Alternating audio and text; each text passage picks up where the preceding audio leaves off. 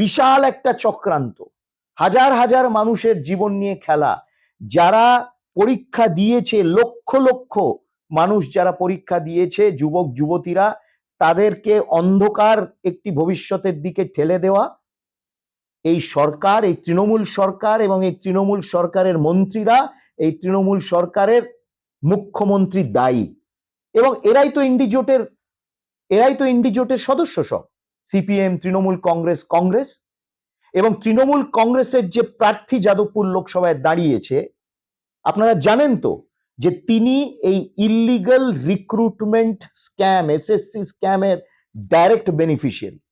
অর্থাৎ এই ছলনা করে, মানুষকে প্রতারণা করে, মানুষের ভবিষ্যৎ শেষ করে এই তৃণমূল কংগ্রেসের প্রত্যেক নেতা মন্ত্রীরা কিন্তু বেনিফিশিয়ারি, ইনক্লুডিং এই যাদবপুর লোকসভায় যাকে এরা দাঁড় করেছে।